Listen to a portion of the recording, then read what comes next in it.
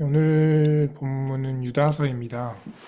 유다서는 이렇게 몰래 숨어 들어온 거짓 교사들을 경계하라는 그런 말씀입니다.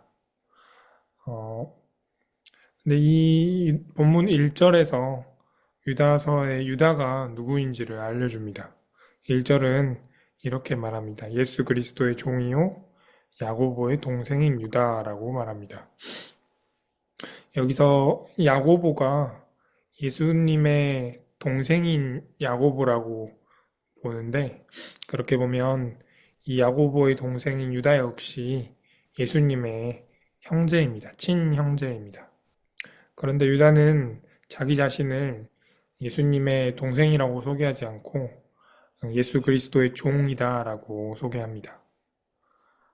성경을 보면 다른 성경에서 예수님의 형제들이 예수님이 살아계실 때에는 예수님께서 미쳤다라고 생각했는데 마가의 다락방에서는 같이 기도했다라고 말하고 있습니다.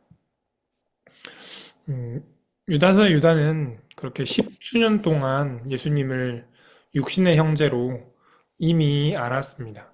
그러나 그 익숙함 때문에 정작 예수님이 그리스도이신 것은 알지 못했습니다.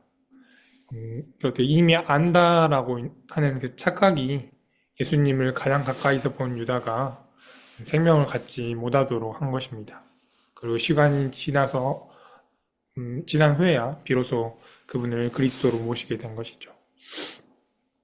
그래서 말씀드렸다시피 유다서는 거짓 교사들을 경계하려는 목적에서 쓰여져 있습니다.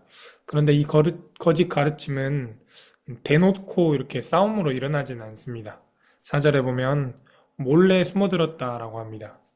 그 몰래 숨어들었다는 것은 우리가 하나님을 알고 있다는 착각, 그러니까 하나님과 가까이 있다라는 그 착각 속에 있기 때문에 일어난 일입니다.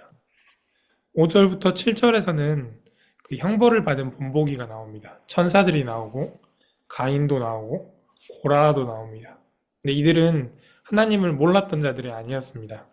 너무나 잘 안다고 생각했기 때문에 하나님을 만만하게 여기고 자기를 이탈한 것입니다. 자기가 하나님을 잘 안다라고 착각했기 때문입니다. 유다는 교회 공동체 속에서 자신의 허물들을 볼 수 있었습니다. 그래서 오늘 편지를 급하게 쓴 것입니다. 자기 자신도 옛날에 예수님을 안다라는 그 착각 속에 있었는데 공동체를 보니까 이 공동체 역시 예수님을 안다는 그 착각 속에 있어서 거짓 교사들이 온 것을 유다가 경계해서 편지를 쓴 것입니다. 예수를 잘 안다라는 그 착각 속의 유다는 마치 자기 자신을 나타내는 비유들을 사용합니다. 12절부터 보면 바람에 밀려다가 비를 내리지 않는 구름이라고 하고 또 열매 없이 죽어 뿌리 뽑힌 나무라고 하고 길을 잃고 떠도는 별이라고 합니다.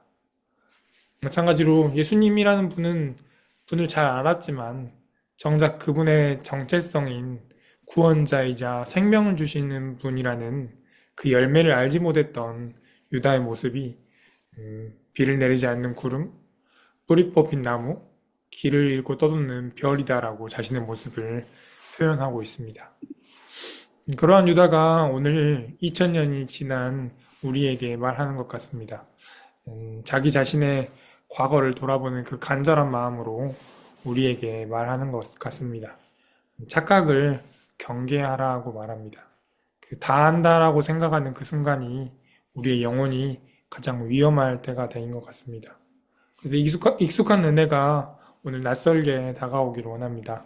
그리고 오늘 다시 주님 앞에 종으로 서는 은혜가 있었으면 좋겠습니다.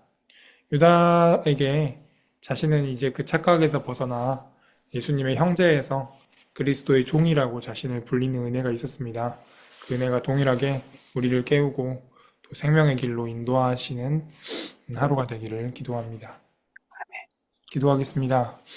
하나님, 유다는 예수님을 옆에서 오랫동안 봐왔습니다. 그러나 가장 가까이 있다는 그 착각 속에 있어서 오히려 구원자이신 예수님을 바라보지 못했습니다. 오늘 거짓 교사들이 몰래 스며드는 것이 마치 다 알고 있다라는 우리 그 착각 속에서 이루어진 일입니다. 그리고 하나님을 너무나도 잘 알았기에 그 자리를 벗어난 천사들과 음, 고라처럼 저희가 그렇게 살지 않도록 하여 주시옵소서. 그래서 착각을 벗어나 하나님을 또 새롭게 만나는 은혜가 오늘 하루 있게 하여 주시옵소서. 예수님의 이름으로 기도드립니다. 아멘.